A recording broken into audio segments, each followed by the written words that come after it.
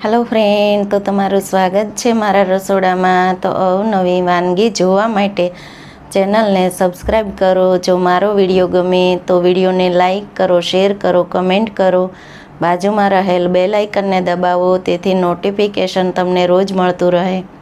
આજે હું તમારી સાથે શેર કરીશ કોબીજના નવા નાસ્તાની રેસીપી. તો ચાલો શરૂ કરીએ રેસીપી.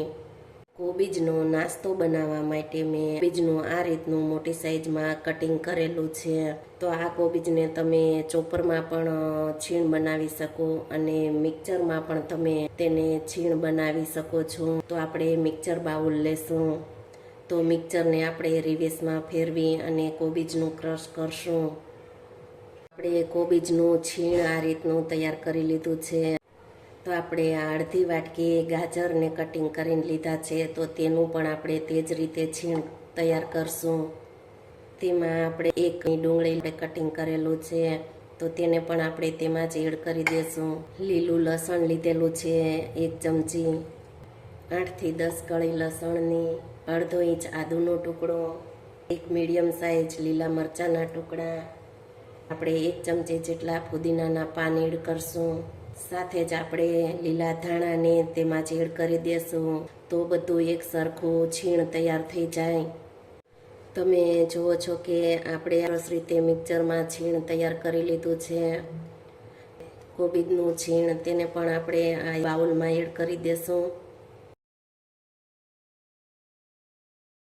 આપણે 1 વાટકી કોબીજનું છીણ લીધેલું છે, તો 1 વાટકી આપણે ચણાના લોટનો ઉપયોગ કરશું. અડધી વાટકી આપણે રવો લીધેલો છે. નાસ્તાને આપણે એકદમ ક્રિસ્પી બનાવવા માટે અડધી વાટકી રવાનો ઉપયોગ કરશું, તેથી નાસ્તો છે તે એકદમ સરસ ક્રિસ્પી એવો બને. 2 ચમચી ચોખાનો લોટ લીધેલો છે, તો આપણે તેનો ઉપયોગ કરશું. 2 ચમચી સફેદ તલ, 1 ચમચી વરિયાળી પાવડર, અડધી ચમચી હળદર પાવડર, અડધી ચમચી લાલ મરચું પાવડર, 1 ચમચી ધાણા જીરું પાવડર, ચપટી ગરમ મસાલા પાવડર, અડધી ચમચી આમચૂર પાવડર, સ્વાદ પ્રમાણે મીઠું.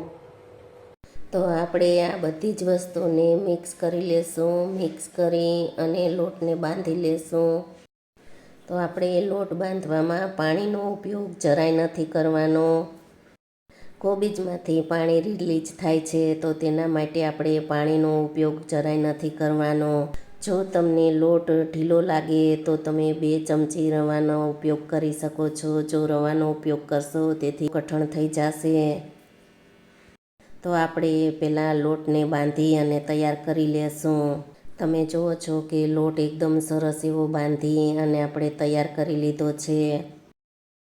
તો આપણે થોડો થોડો લોટ લઈ અને ગોળ રાઉન્ડ કરી અને ગોળ રાઉન્ડ શેપમાં આપણે એકદમ સરસ એવી ટીકી તૈયાર કરી લેશું. તમે જુઓ છો કે આપણી ટીકી એકદમ સરસ પતલી એવી તૈયાર કરી છે. તો આ રીતની બધી જ ટીકીને તૈયાર કરી લેશું. આપણે આ રીતની એકદમ સરસ પતલી પતલી ટીકી જેવો આકાર આપી અને આપણે ગોળ રાઉન્ડ શેપમાં તૈયાર કરી લીધો છે. તો હવે તેને આપણે શેકી લેશું. તો નાસ્તો આપણે એકદમ સાવ ઓછા તેલમાં જ બનાવી અને તૈયાર કરશું. પેન ગરમ થઈ ગઈ છે, તો આપણે આ રીતની તૈયાર કરેલી ટીકી છે તેને આપણે ફરતી રાખી અને શેકી લેશું. નાસ્તાને શેકવા માટે આપણે ગેસની ફ્લેમને એકદમ સ્લો રાખશું. મીડિયમ ટુ હાઈ ગેસની ફ્લેમ ઉપર નાસ્તો આપણે નથી શેકવાનો. તેના માટે આપણે ગેસની સ્લો ફ્લેમ ઉપર જ આપણે નાસ્તાને સારી રીતે શેકી લેશું. તો આપણે આ ટીકી છે તેને ઉપર નીચે ફેરવતા જશું, તેથી ટીકી એકદમ સરસ ક્રિસ્પી બને. બધી જ ટીકીને એ રીતે આપણે ઉપર નીચે પલટાવી અને આપણે સારી રીતે ક્રિસ્પી થાય તે રીતે તેને આપણે શેકાવા દેશું. આ રીતની ઉપર નીચે કરતા રહેશું, તેથી ટીકી એકદમ સરસ એવી ક્રિસ્પી બની છે. તમે જુઓ છો કે ટીકી એકદમ સરસ ક્રિસ્પી બની છે. તો બધી જ ટીકીને આપણે આ રીતે જ શેકવાની છે અને ગેસની સ્લો ફ્લેમ ઉપર જ ટીકીને આપણે શેકાવા દેશું, તેથી એકદમ ઉપર ક્રિસ્પી અને અંદર એકદમ સોફ્ટ એવી તૈયાર થશે. તમે આ રીતે નાસ્તો બનાવી અને તૈયાર કરશો તો જરાય વાર નહીં લાગે અને ઓછી મહેનતમાં ઝડપથી તૈયાર થઈ જશે.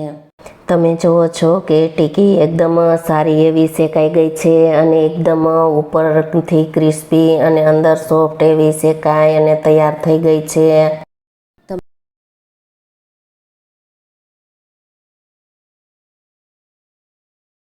તો આપણો કોબીજનો નાસ્તો બની અને તૈયાર છે. જો તમને રેસીપી ગમે તો વિડીયોને લાઈક, શેર, સબસ્ક્રાઈબ કરજો અને બાજુમાં રહેલ બેલ આઇકન દબાવવાનું ભૂલતા નહીં, તેથી નોટિફિકેશન તમને રોજ મળતું રહે. તો તમે જુઓ છો કે છે ને એકદમ સરસ ઉપરથી ક્રિસ્પી અને અંદરથી સોફ્ટ એવો નાસ્તો આપણો એકદમ સારો એવો બની અને તૈયાર છે. તમને જોતાં જ ખાવાનું મન થઈ જાય અને મોઢામાં પાણી આવી જાય તેવો આપણો એકદમ સારો એવો નાસ્તો બની અને તૈયાર છે. તમે જોઈ શકો છો.